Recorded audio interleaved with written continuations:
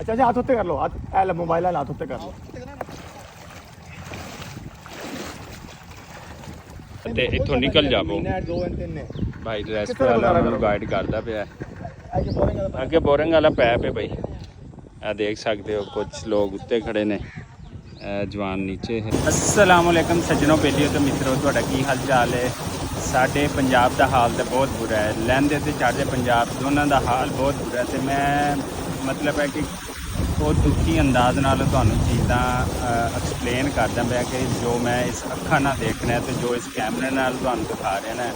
ਤੇ ਯਕੀਨ ਕਰੋ ਕਿ ਅੱਜ ਇੰਨਾ ਮੁਸ਼ਕਲ ਟਾਈਮ ਹੈ ਪੰਜਾਬ ਦੇ ਲੋਕਾਂ ਦੇ ਉੱਤੇ ਕਿ ਤੁਸੀਂ ਸੋਚ ਵੀ ਨਹੀਂ ਸਕਦੇ ਕੀ ਮੁਸ਼ਕਲ ਟਾਈਮ ਹੈ। ਉਹ ਆਪਣੀ ਅੱਖਾਂ ਨਾਲ ਦੇਖੋ ਕਿ ਜਿੱਥੇ ਲੋਕਾਂ ਦੇ ਮਕਾਨ ਜਿਹੜਾ ਨਾ ਸੈਲਾਬ ਦੀ ਨਜ਼ਰ ਹੋ ਗਏ ਨੇ, ਜ਼ਮੀਨ ਬੋਝ ਹੋ ਗਏ ਨੇ, ਠੀਕ ਆ।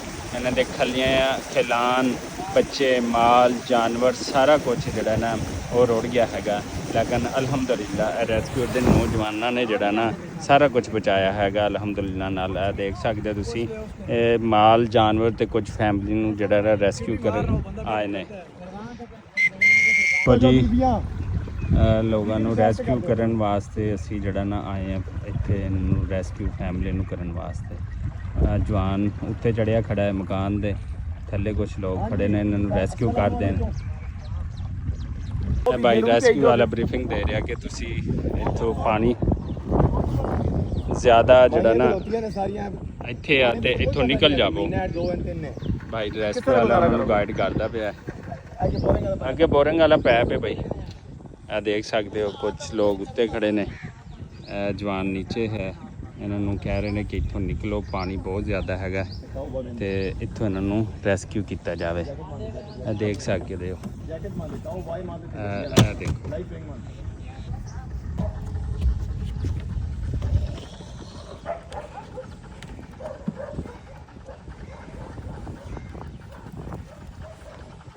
अच्छा ਇਹਨੂੰ ਫੜ ਕੇ ਆ ਜਾਣਾ, ਠੀਕ ਹੈ। पैर पकड़ लो, पकड़ लो, पकड़ के आओ, पकड़ के आओ, पकड़ लो जी। लो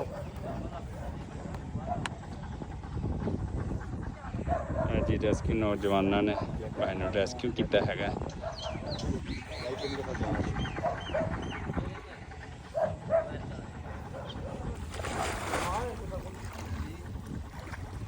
ऐ पा लो चाचा।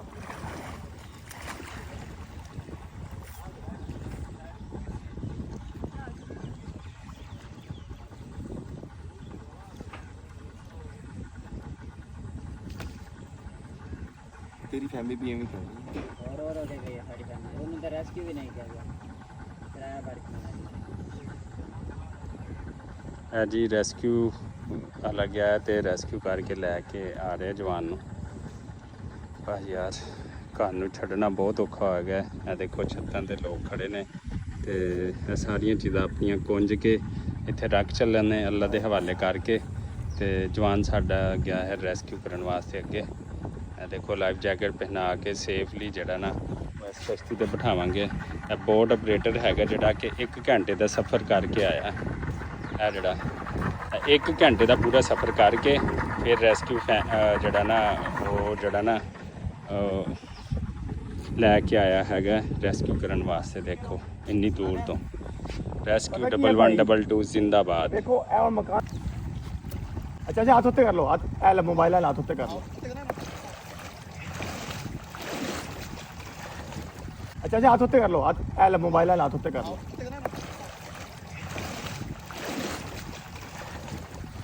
आयो सामान पकड़ ले, मोबाइल सामान में फड़ाओ।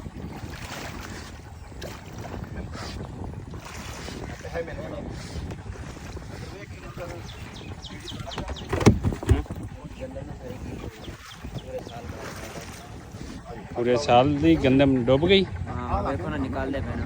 अच्छा अल्लाह ताला खैर। तरीके अच्छा अच्छी तरीके नाल इधर साइड पे आयो छोड़ दे ऐसा जगह दो। अच्छा देख क्यों चाचू कुछ लोग और वैन नहीं। चलो जी रेस्क्यू कर ले गया अल्हम्दुलिल्लाह। चाचू परेशान है भाई, सारा सामान ले गया सारा। देखो नुकसान हो गया। हाँ हो गया ना। हुन ਕੋਈ ਪਤਾ ਨਹੀਂ ਹੈ ਨਾ, ਪਾਣੀ ਮਜ਼ੀਦ ਵੀ ਆ ਰਿਹਾ ਹੈ, ਠੀਕ ਹੈ, ਤੇ ਬੀਬੀਆਂ ਦਾ ਇੱਥੋਂ ਨਿਕਲ ਜਾਣਾ ਬੜਾ ਜ਼ਰੂਰੀ ਹੈ। ਮਰਦ ਉਹਨਾਂ ਨੂੰ ਕਹੋ ਨਾ ਕੋਈ ਪਾਣੀ ਹੈ ਤਾਂ ਕੋਈ ਪਤਾ ਨਹੀਂ ਹੈ। ਪਾਣੀ ਦਾ ਤਾਂ ਕੋਈ ਪਤਾ ਨਹੀਂ ਹੈ ਨਾ, ਉੱਥੇ ਤਿਆਰੀਆਂ ਹੋਈ ਖਲੋਤੀਆਂ ਨੇ ਸਾਰੀਆਂ ਕਿ ਯਾਰ ਇਹ ਪਾਣੀ ਹੋਰ ਆ ਰਿਹਾ ਤੇ ਇਹਨਾਂ ਦਾ ਇੱਥੋਂ ਨਿਕਲ ਜਾਣਾ ਬੀਬੀਆਂ ਦਾ ਬਿਹਤਰ ਹੈ। ਨਹੀਂ ਬੱਚੇ ਸਾਰੇ ਚਲੇ ਗਏ। ਵੇਖੋ ਬੀਬੀਆਂ ਤਾਂ ਬੱਚੇ ਹੀ ਹੁੰਦੀਆਂ ਨੇ ਨਾ, ਮਰਦ ਮਰਦ ਜਿਵੇਂ ਜਿਵੇਂ ਗੁਜ਼ਾਰਾ ਕਰ ਹੀ ਲਵੇਗਾ, ਲੇਕਿਨ ਬੀਬੀਆਂ ਨੂੰ ਇੱਥੋਂ ਨਿਕਲ ਜਾਣਾ ਬੜਾ ਜ਼ਰੂਰੀ ਹੈ। ਅਗੋ ਦਾ ਚਲੋ ਅੱਲਾ ਮਿਹਰਬਾਨੀ ਕਰਦਾ, ਕੱਲ ਹੀ ਪਹੁੰਚ ਜਾਊਂਗਾ। ਰੈਸਕਿਊ ਕੀਤਾ ਜਾ ਰਿਹਾ ਉਹਨਾਂ ਨੂੰ, ਜ਼ਰੂਰ ਕਿ ਰੈਸਕਿਊ ਹੋ ਜਾਓ ਤੇ ਜਿਹੜਾ ਚਲੋ ਖਤਰਨਾਕ ਹਾਲਤ ਹੈ, ਲੇਕਿਨ ਉਹ ਆਪਣਾ ਘਰ ਜਿਹੜਾ ਛੱਡਣ ਵਾਸਤੇ ਰਾਜ਼ੀ ਨਹੀਂ ਹੈਗਾ। ਦੇਖੋ ਨਾ ਘਰ ਦੀਆਂ ਛੱਤਾਂ ਤੇ ਖੜੇ ਨੇ ਤੇ ਅੰਕਲ ਜੀ ਨੂੰ ਸਮਝਾ ਰਹੇ ਨੇ, ਮੋਟੀਵੇਟ ਕਰ ਰਹੇ ਨੇ। ਨਹੀਂ ਅਸੀਂ ਉੱਥੋਂ ਗੱਲ ਸੁਣੋ, 1 ਘੰਟਾ ਸਫ਼ਰ ਕਰਕੇ ਕਸ਼ਤੀ ਤੁਹਾਡੇ ਕੋਲ ਆਈ ਹੈ ਤੇ ਪਾਣੀ ਜੇ ਰਾਤੋਂ ਰਾਤ ਵੱਧ ਗਿਆ ਤੇ ਫਿਰ ਕੰਮ ਖਰਾਬ ਹੋਏਗਾ। ਤੇ ਜਿੰਨੀਆਂ ਵੀ ਫੈਮਿਲੀ ਮੈਂਬਰ ਨੇ ਉਹਨਾਂ ਨੂੰ ਲੈ ਚਲੋ। 1 ਘੰਟਾ ਪੂਰਾ ਕਸ਼ਤੀ ਚੱਲ ਕੇ ਤੁਹਾਡੇ ਕੋਲ ਆਈ ਹੈ। ਰੈਸਕਿਊ ਦੇ ਨੌਜਵਾਨਾਂ ਨੇ ਪੂਰਾ 1 ਘੰਟਾ ਕਸ਼ਤੀ ਚਲਾਈ ਹੈ। ਚਲੋ ਅੱਲਾ ਹਾਂਜੀ ਮਿਹਰਬਾਨੀ ਕਰਦਾ। ਮੈਂ ਜਗ੍ਹਾ ਕੁਝ ਬੜਨਾ ਹੈ ਜਗ੍ਹਾ ਬੜਨਾ इन्हें ਫਿਰ जाके के जगह बनानी है गैस ਖਤਮ ਹੋ ਗਏ ਹੁਣ। ਅੱਛਾ, ਇੱਕਦਮ ਪਾਣੀ ਆਇਆ ਸੀ, ਫਿਰ ਕੀ ਸੂਰਤ ਹਾਲ ਸੀ ਜਦੋਂ ਯਕਦਮ ਪਾਣੀ ਆ ਗਿਆ ਸੀ?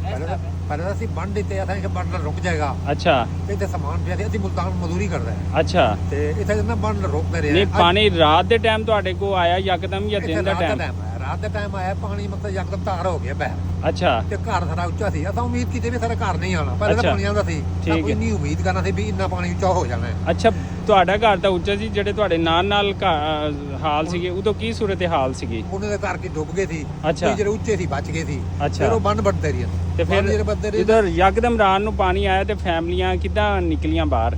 ਉਹ ਚੁੱਕ ਕੇ ਕੋਈ ਕਿਸ ਤਰ੍ਹਾਂ ਲੈ ਗਏ, ਕੋਈ ਲੈ ਗਏ, ਕੋਈ ਛੱਤ ਤੇ ਚੜ ਗਏ, ਕੋਈ ਤੇ ਮਤਲਬ ਦਰਖਤਾਂ ਵਿੱਚ ਮਿਲ ਗਏ। ਰੈਸਕਿਊ ਵਾਲਿਆਂ ਨੇ ਕਾਫੀ ਸਪੋਰਟ ਕੀਤੀ। ਸਪੋਰਟ ਕੀਤੀ, ਉਹ ਆਏ ਚੁੱਕ ਕੇ ਲੈ ਗਏ ਨੇ ਤੋਂ ਅੱਛਾ ਅੱਛਾ ਪੂਰੇ ਅੱਛਾ, ਛੱਡੀਆਂ ਨੇ ਉਹਨਾਂ ਕੋਲ। ਠੀਕ ਹੋ ਗਿਆ। ਫਿਰ ਜਨਾ ਅਸੀਂ ਜਨਾ ਉੱਥੇ ਜੇ ਰਾਤ ਦੀ ਬੰਨ ਟੁੱਟੀ ਨਾ, ਹਾਂਜੀ ਹਾਂਜੀ, ਤੇ ਉਹ ਸਾਡੇ ਘਰ 'ਚ ਪਾਣੀ ਵੜ ਗਏ, ਦਾਣੇ ਸਾਡੇ ਲੁੜ ਗਏ, 2 ਜਾਨਵਰ ਲੁੜ ਗਏ। ਅੱਛਾ ਹਾਂ ਸਹੀ। ਤੇ ਬੜਾ ਤੰਨਾ ਜ਼ੁਲਮ ਹੋਇਆ ਹੈ। ਹਾਂ। ਅਸਾਂ ਫੋਨ ਕਰਦਾ ਰਹੀ, ਬੰਨ ਫਾਈਵ ਕਾਲ ਕਰਦਾ ਹਾਂ, ਹਾਂ। ਰਹੀ, ਕੋਈ ਨਹੀਂ ਆਇਆ। ਸਹੀ ਸਹੀ ਪਤਾ ਨਹੀਂ ਸਹੀ। ਕਿੰਨੀ ਚਲੋ 100 ਦਫਾ ਕੰਮ ਦਿਨ ਬੰਨ ਹੋਵੇ ਸਾਹਿਬ ਜਾਂ ਰਾਤ ਆਏ। ਹੋਏ, ਰੈਸਕਿਊ ਤੁਹਾਡੀ ਮਦਦ ਲਈ ਤਿਆਰ ਹੈ ਹਰ ਟਾਈਮ। ਦੇਖੋ ਨਾ ਹੁਣ ਵੀ ਆਏ ਨੇ, ਬਾਕੀ ਫੈਮਿਲੀ ਨੂੰ ਵੀ ਕਿਹਾ ਹੈ, ਤੁਹਾਨੂੰ ਵੀ ਕਿਹਾ ਹੈ। ਇਹਨਾਂ ਦੇ ਵੀ ਕੋਈ ਜਾਨਵਰ ਰੈਸਕਿਊ ਕਰਨੇ ਨੇ, ਛੋਟੇ ਜਾਨਵਰ, ਵੱਡੇ ਤਾਂ ਇਸ ਕਸ਼ਤੀ ਤੇ ਨਹੀਂ ਜਾ ਸਕਦੇ, ਲੇਕਿਨ ਵੱਡੇ ਜਾਨਵਰ ਤੁਹਾਡੇ ਜਿਹੜੇ ਰੈਸਕਿਊ ਹੋਣਗੇ ਇਨਸ਼ਾਅੱਲਾ। ਤੇ ਭਾਈ 1 ਘੰਟਾ ਸਫ਼ਰ ਕਰਕੇ ਆਇਆ। ਅੱਲਾਹ ਤਾਲਾ ਇਹਨੂੰ ਖੁਸ਼ ਰੱਖੇ, ਇਸੇ ਦੁਆ ਉਮੀਦ ਦੇ ਨਾਲ ਕਿ ਅੱਲਾਹ ਤਾਲਾ ਇਹਨਾਂ ਦਾ ਆਉਣ ਵਾਲਾ ਜਿਹੜਾ ਟਾਈਮ ਹੈ ਨਾ ਉਹ ਅੱਛਾ ਕਰੇ। ਅੱਲਾ ਮਿਹਰਬਾਨ। ਹਾਂਜੀ ਬਿਲਕੁਲ ਠੀਕ ਹੈ ਜੀ, ਅੱਲਾਹ ਹਾਫਿਜ਼।